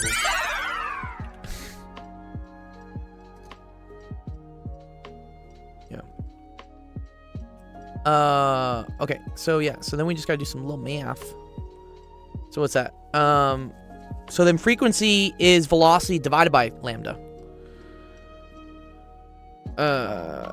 So what is that? 346. So this number divided by 5/3, which is equal to 208 hertz. That's a very low frequency. Wow. I mean, not super low. It's about, most subs are like 100 hertz, so it's like slightly louder, slightly higher than a subwoofer. It's probably like a low kick or something. Anyways, cool.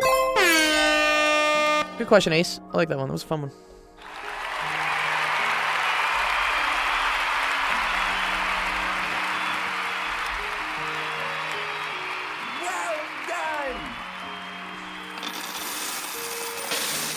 Why do monitor frames measure in hertz? That's cool. So that has to do with refresh rate. So that means, okay, because frequency is equal to cycles per second. That's what a hertz is, okay? So when you see a monitor that says it's running at 60 hertz, that means it is refreshing the screen 60 times in 1 second. So that's like... It's also why when you're playing video games, if your FPS is higher than the refresh rate on your monitor, you're not really going to notice it. Because 60 hertz is the same thing as 60 FPS. Yeah. So, a lot of times there's also something called, you've probably seen this in video games, called VSync. So what VSync does is it syncs the FPS of your video game to the hertz of your monitor. So if you have a 100 hertz monitor, your game will try to always produce 100 frames per second. So yeah. Yeah, so that's why it's important. Like, this happens a lot. You guys will get like the latest Xbox Series X or the latest whatever, but you're using it with a 60 hertz screen. You're not going to see any difference, really. Or at least frame-wise, you won't. The textures probably look nicer. But yeah, the general rule is you want the refresh rate of your screen to be higher than like what the FPS of your monitor of your video card can put out. Yeah, you never knew that? Yeah, that's cool. All right, 12. Here, let's do yours. You asked a good question here, 12. Yeah, so check your refresh rate. I mean, a lot of TVs are 60. Some of them are 30, like, if they're really old. But a lot of TVs are 60. The newer ones may be 120. And that's what I think the Xbox Series X does.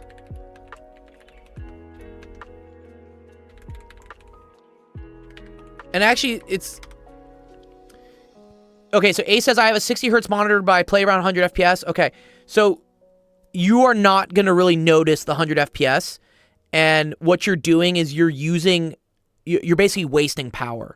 Because your video card is working harder than your screen can actually display. Yeah. Technically, you can see a difference. Like, the pro players can see it, but not really. And actually, it also depends on the resolution. So, as you go up in resolution, so as you look, as you have more pixels on your screen, so for instance, this is the difference between 1080p and 4K. It becomes harder to push that many pixels at a fast frame rate, right? What happens when you play on cloud gaming? So, that's a good point. So, yeah, because I just did this. I bought GeForce now for, who did I buy it for? Ace. I just bought it for you, right? I believe they only do 60 hertz or 60 FPS. Let me see. Where is it?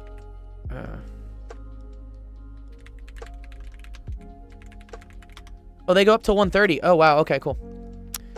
Ultimate members can get... okay, so yeah. So this is a cool thing, actually. So again, it depends on the frame rate and the resolution. So, little... Yeah, so for instance... So, if you're doing 4K, you can get up to 120 FPS. Which means you would only notice that on a 120 hertz monitor, which most gaming monitors will go up to 120. I think this one goes up to 165. You can like overclock some of the monitors if you really want to. But if you decrease the resolution down to 1080p, so things aren't going to look as sharp, they're going to look kind of blurrier, especially on bigger screens. You can go up to 240 FPS, which is what, yeah, competitive. This is what like the CSGO and like real, cracked out people play at. They play at these super high frame rates. I'm totally cool with like 100. For me, like 100's great. If I can get 100 frames and my monitor's at least 100 hertz, I think the game looks fine to me. But some really competitive people want the because if you're running at a higher frame rate, you're gonna notice changes in the game quicker. Because when someone moves, there's a more likely chance that the frame will catch that movement versus having to wait for the next frame to catch it.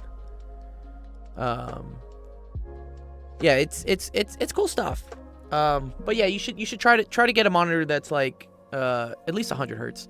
I mean, they're not too expensive. I mean, let me think. Yeah, if I go to like Slick Deals. They probably had some gaming monitors on sale. Right, can I please go to Slick Deals? Yeah, let's see. Probably got some gaming monitor. Let's see, like... Yeah, here you go. Look at this. So this is a 27-inch. FHD means it's... is that 1080p? Yes, it's 1080p. And this one is 100 hertz. So, as long as your game isn't running too much over 100 hertz, you're going to take full advantage of what it is. And for $90, that's like really cheap. The issue is I don't like playing 1080p at 27 inches because I feel like that's kind of the limit for 27 inches.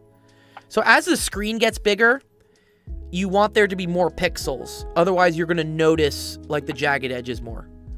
And I think the sweet spot for 27 inches is what's called QHD.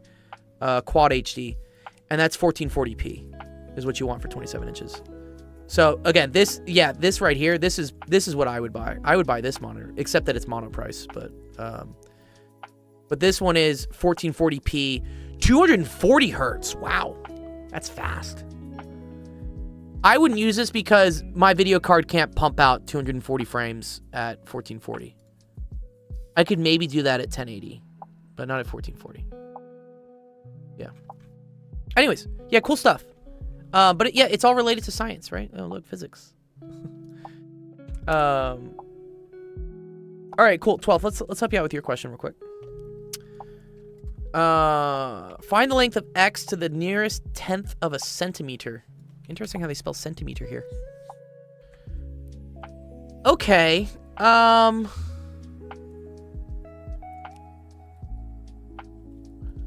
see triangles. I like triangles. Oh, I think I know how we're going to do this. We're going to use trig functions. 12. If I can figure out what this is, then I can figure out what this is. It is a cosine sine problem, exactly. So we know this is also a right triangle, which is nice. This is also a right triangle. Okay. What we're going to do is we're going to use this right triangle, this pink one right here, to figure out what this side is. Okay. So, looking at a triangle, are you allowed to use trig functions? I hope you are. I don't know if there's a way to use this without trig functions.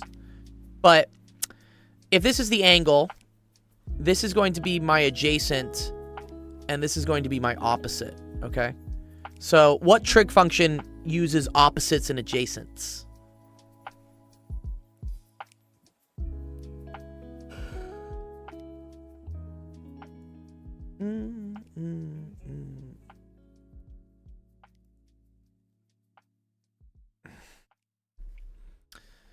SOHCAHTOA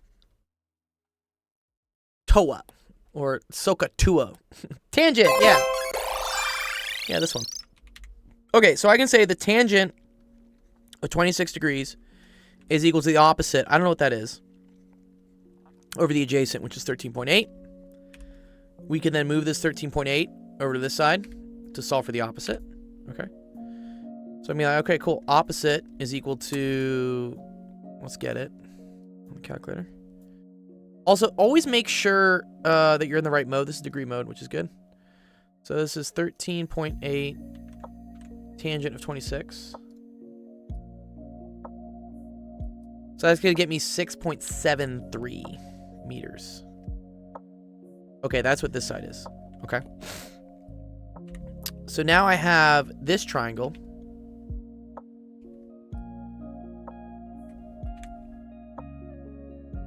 Where this is 43 degrees. I don't know what this is.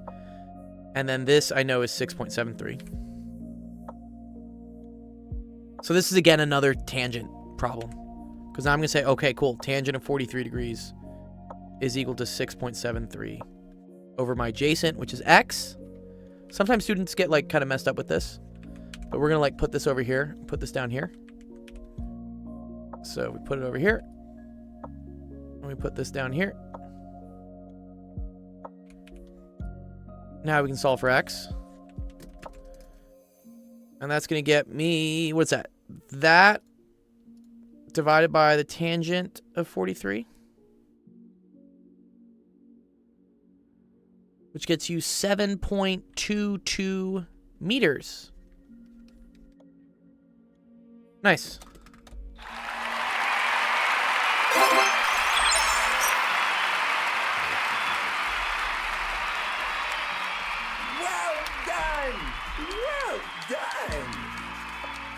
Yeah, you're welcome, dude. Nice. Ooh, Abhay has a good question. What's up, Abhay? Let's see, Abhay. And equity. Okay. Ooh, I like this. Here, equity. You want to learn a little? This is physics.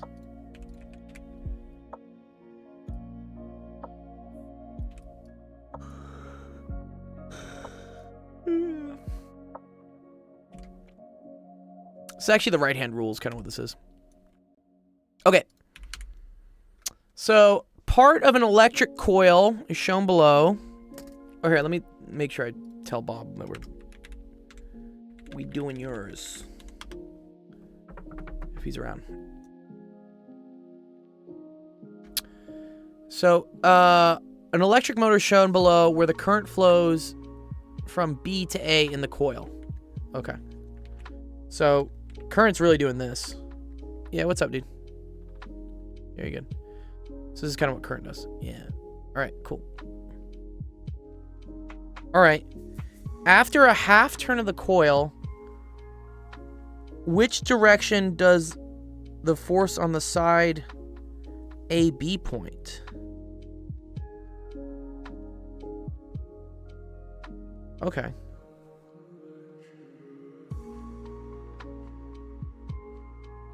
Oh, and these are two parts of a magnet? I don't know if you can have this. I don't think you can have just like this is north and this is south. That's like a magnetic monopole, which is like not allowed. Interesting. Okay. Well, if we assume that there's a north and a south side here, it wouldn't just be a magnet doing this. Then this is the direction of the B field.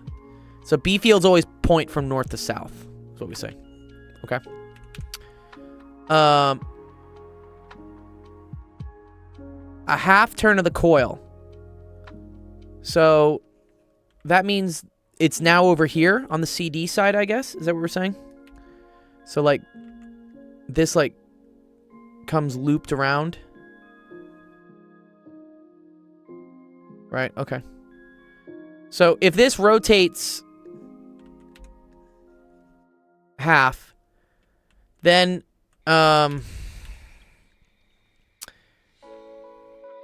the current's flowing this direction, and this is B, and this is A. Okay.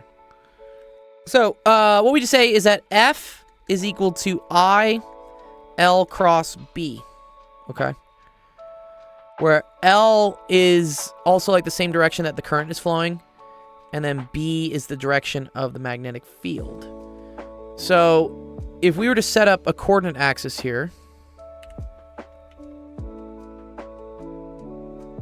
okay. Or here, let me do it this way. I'm gonna say this is X, this is Y, and this is Z. Okay. The B field is pointing in the positive X direction. Okay, this is the B field, which is in the X hat direction. And then the current is like coming down this way, so it's coming this way. So the current is in the negative Y direction. So they say this is the current, which is in the negative Y hat direction. Okay. I don't know if you've done cross products before, but the way to do this is you can use this, which is the right-hand rule. Here, cross products.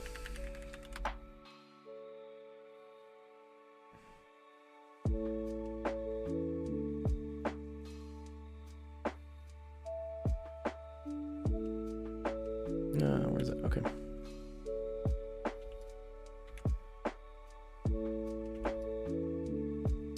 So what you do is you take your finger like this.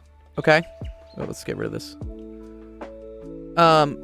A points in this way, B points this way, and then A cross B points up. Okay. Where this is A cross B. It's like the torque hand rule. It is. It's very similar to it. And so what we have is the current is in the negative Y hat direction. So I have negative Y hat, which is A, is crossing with B, which in this case is B. So that's crossing with the X hat direction. And I want to know what this is. Like, what direction does this point? So, if we were to take our hands here, right? And point my pointer finger towards me, right? My middle finger here, which is the B part, kind of points like away from me and to the right. Then I see that my thumb, which is the cross product of it, points up, which is in the Z hat direction. Okay? And so the answer would be up. If you don't want to do this using like things with your hands and stuff, but you should get used to this because this gets used a lot in physics. There's some rules for doing the different coordinates, okay?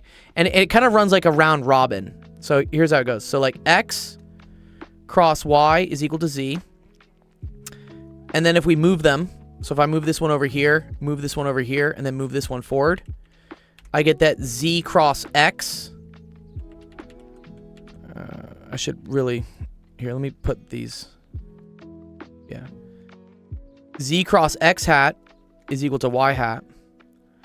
And then again, if I move them around again, it's kind of like a merry-go-round, is what I say.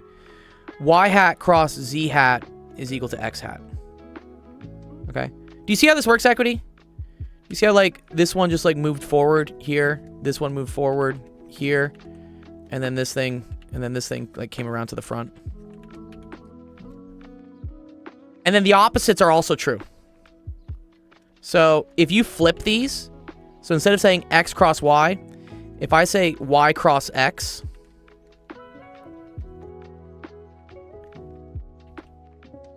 that's equal to negative z hat. Okay?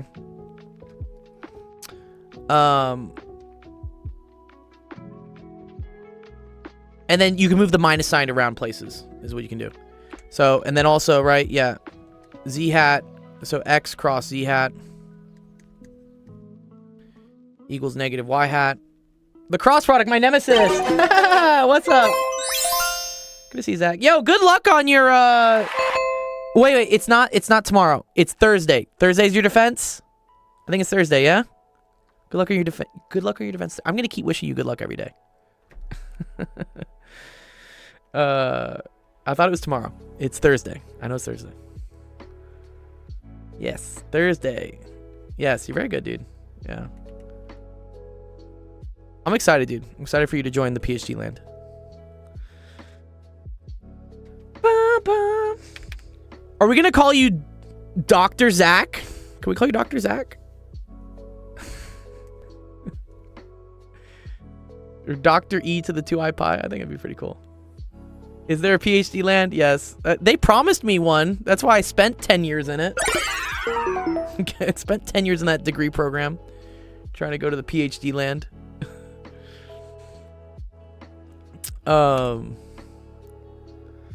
Right. So here, yeah, look at this. So we had negative y cross x. So that looks like this one. Y cross x would be negative z, but because there's a negative on this, you put a negative on both sides, and then you get y cross x is positive z. So does that kind of make sense? How that works, Equity? Like if you don't want to do this, you can strictly look at what the components are and figure it out.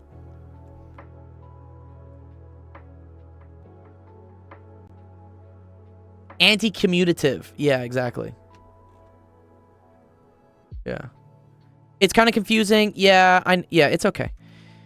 We'll get to this. This is kind of more vector calculus is what this is eventually. But basically, like, certain things in nature react at, like, right angles. So, like, if something does this and then something does this, it creates something else which is at a 90-degree angle to both of the things. So, for instance, the coordinate plane is like this. This is actually pretty cool. So, for instance, if you have something in the x direction and the y direction, let's say something's going in x and something's going in y, something that goes in the z direction is 90 degrees to the y, but it's also 90 degrees to the x. This is called orthogonal to both y and x. Which I have to remember what the difference is between this and orthonormal. I think orthonormal is 90 degrees, but also... what is it? What's the difference? Yeah, there you go. Okay, so orthonormal is if they're orthogonal and each vector is a unit vector. Thank you. Okay, thank you. Yeah. Well, it's weird that normal means unit length, because normal usually means 90 degrees, right? Which is also ortho, at least in physics land. If we talk about the normal force, that's the force that's 90 degrees or perpendicular to the surface. Yeah, no. Yeah. No, yeah, it's weird. Normal, yeah. It should be ortho unitary. That's what it should be. Right? No, you're not wrong. Norm equals normal.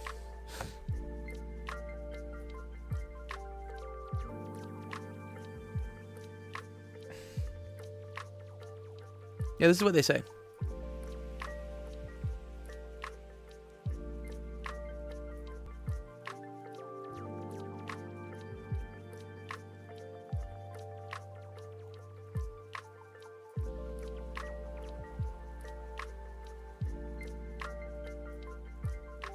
Yeah, it's pretty cool. Anyways, yeah, good question there. Yeah, nice. Good job there, Equity.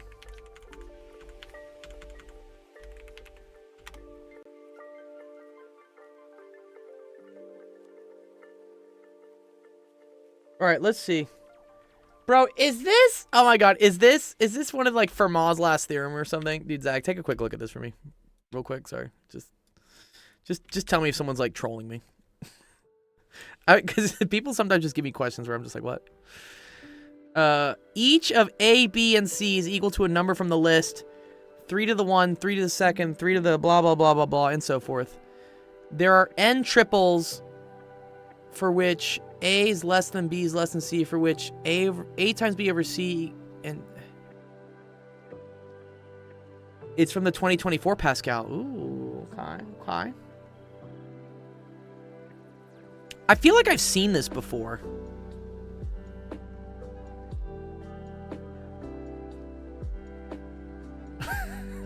Sensation, throw your batteries in the sea. Yeah, it's a competition problem.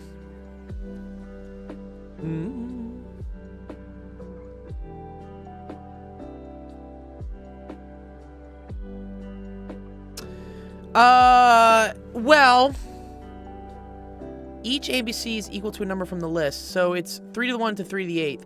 I think the 3 to the doesn't really matter, right? What you need is the powers on the top to be greater than the power on the bottom, right? Because that's how you get an integer, I think, right? So let's say, for instance, I had 3 to the second times 3 to the third over 3 to the first. That's 3 to the fifth over 3 to the first, which is equal to 3 to the fourth. N equals N, done. Tautology. What the Yeah. So I think this is the requirement. So, like, A plus B must be greater than C. A plus C must be greater than B. And B plus C must be greater than A. Which, isn't this the triangle inequality? I think this is just the triangle inequality, right? Like, the sum of two sides always has to be bigger than the third side. And I have 8 different lengths I can have, right? Oh, and look, A has to be less than B has to be less than C. Okay.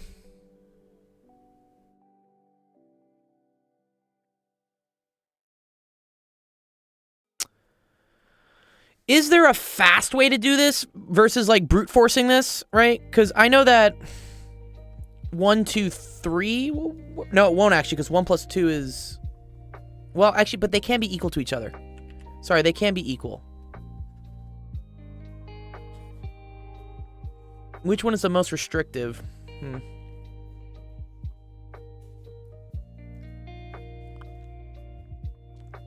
So it's not exactly the... Well, no, it is a triangle inequality. Wait, is it? No, it's not. I did it by brute forcing it, and it looks like it took like 25 minutes. Yeah, we don't want to do that. Which one is the... Oh, I like this. Yeah, good pen center. Which one is the most restrictive? The most restrictive is this one. Right? A, because A and B are the smaller ones compared to C. Right? And yep, I'd start there. Okay, cool.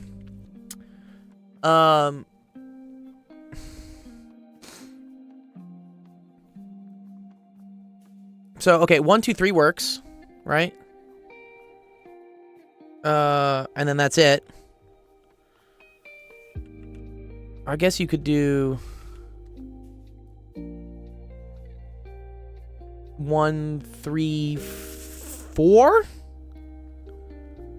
1, 3, 4. 1, 4, 5. 1, 5, 6. 1, 6, 7. 1, 7, 8. They can be equal. Oh, interesting. Oh, that's a bitch. Really? I would think they could only be equal to one of the numbers from the list.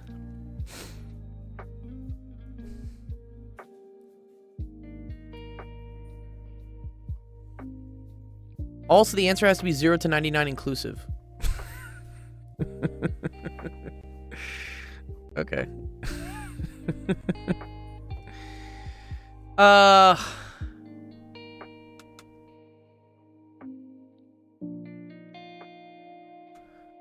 Also calculate the mass of the... You guys are hilarious.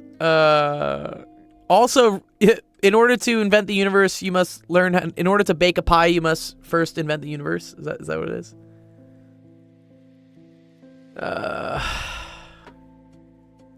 Man, because if they're equal to each other, right? Then like, does 1, 1, 2 work?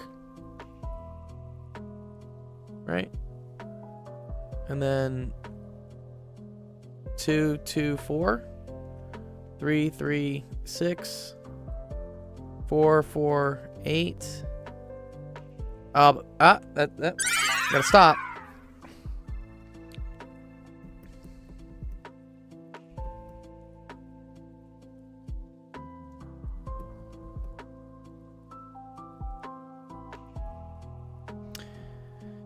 Sometimes we can see these by seeing a pattern. So, for instance, like how many solutions do we have for 1 being the first?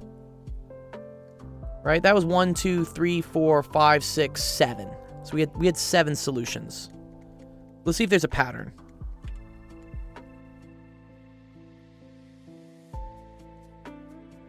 So, for instance, we could have 2, 3, 5, 2, 4, 6, 2, 5, 7, 2, 6, 8, and then also the double of 2, 2, 4.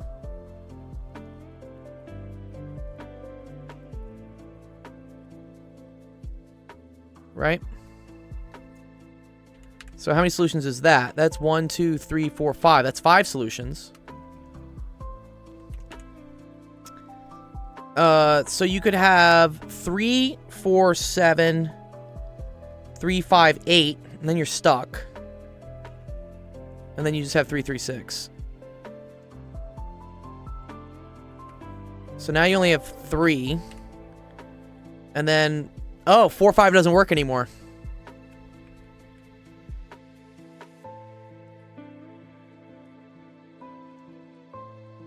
I'd fix the C and do patterning, but I like this approach, yeah.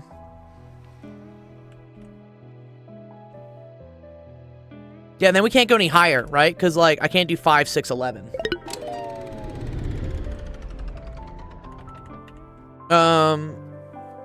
Okay.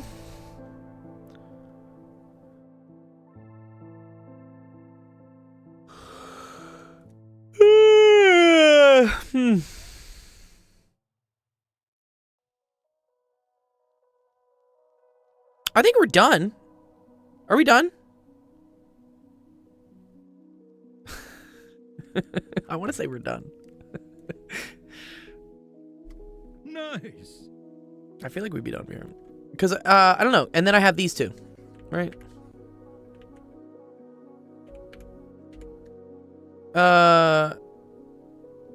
Yeah.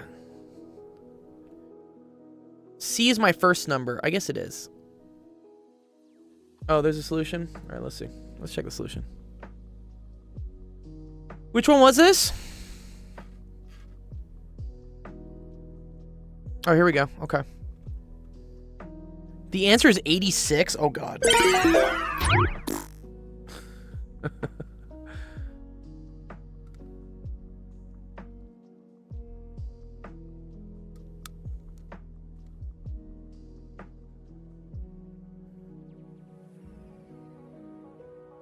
T is less than R plus S.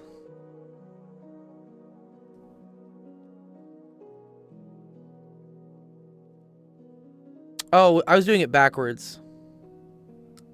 Wait, what? One sec.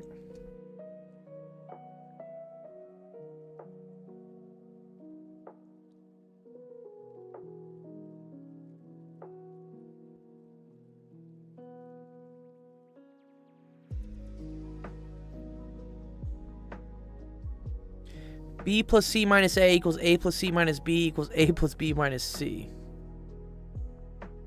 Huh.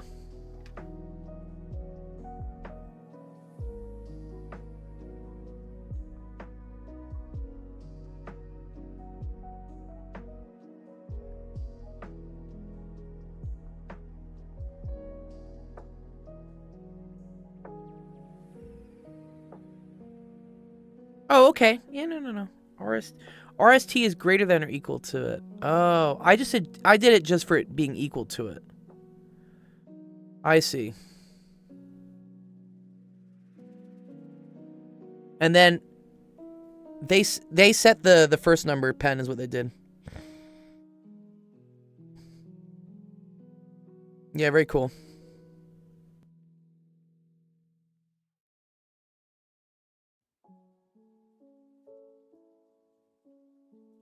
Okay. 86, man, dude, that's well, yeah, obviously this is the last question on the Pascal thing. But yeah, I liked our approach at this. Pen was right. Yeah. Looking at these is the key thing. The fact that it's 3, we don't care about the 3. We just care about the exponents. Anyways, cool. I like that question. Those are fun. Fun little brain puzzles. But yeah, there's a general process you can go to solve these, which is, yeah, like what Penn was saying. You fix one of the values and then just go through all of them. Yeah, you do. You ignore the BC over A and the CA over B. I like that, Penn. Yeah, I didn't think of that. Of like which one is the most restrictive. Exactly. Yeah. It's because A and B have to be less than C, then I care about the one where I need the exponent on the top to be A and B. Because that has to be greater than C. But that has to also be the lowest numbers. Yeah. Cool. What's up, Skeeg? Yeah, nice. Okay, cool. Those are good questions. I don't think we have any more today. Pen, are you streaming today? No, not this. Was it? Yo, what's up? Yo, Enigma, what's... is your bot down, by the way? It's sad, dude. I hit Chads and nothing happens. Yeah, I process those on like Sunday. Don't worry. I do all the channel points. Oh, Zach's on in 30 minutes. Oh, man, I gotta teach soon. Fuck. All right, good to see you, Shantrix. Yeah, nice. Yeah, also, yeah, be sure to follow all the other awesome Mash streamers we have here. A couple of them are in my chat right now. And then also, if you want to find out when they stream, we have a calendar right here. Which has everyone on. Can they add the 1,000 bond coins you owe me? I do owe you 1,000. Yeah, Enigma, yeah, let me know. I was trying to use the bot today, but it was kind of messing up. Okay. Anyways, all right. I don't think we have any more questions today. I have to go teach another student, so let's close out the stream. All right. Thank you, everyone, for coming out to Education Off Hours today. I had a fun time working with all you guys. Appreciate all the questions. Our next stream is going to be tomorrow. That'll be at 5 p.m. Pacific, 7 p.m. Central, 8 p.m. Eastern. Oh, you do have a question? Oh, I like that AAA. The surface area. Ooh, that's a good one, actually. That is a good one. I do like that one. Ask that. Okay, so here's a good thing here for you, Skeeg. The December beard gold. I've had a beard for a while here. But yeah, so here you go, Skeeg. If you want to, this would be a great question for either the 2iPie to go over in his stream. If he's streaming today. I know his defense is coming up soon, but he may be streaming. But if he is, here's a shout out to our boy. E to the 2iPie. No. E. But yeah, he's going to be streaming in like 30 minutes. So if you want to ask him during his stream, he can help you out with that one for sure. But not Thursday. Yeah, because we got to be celebrating. We're going to celebrate. We're going to celebrate you, Zach. We're going to celebrate you on Thursday. Okay. Anyways, yeah, our next stream will be tomorrow. Come on by. Meanwhile, is anyone else that we know chatting? High potential Merryweather. Okay, cool. We can go as long as Merryweather's not talking about hag maxing. Number, and date and manufacture. All right, cool. All right, let's go say hi to Merryweather for a bit, and then yeah, please go over to Zach's stream in 30 minutes, and he can help you out with all sorts of math and science stuff. Cool. Okay, awesome. Have a wonderful rest of your Tuesday. Enjoy the week. We will see you tomorrow. Peace. Bye, Pen.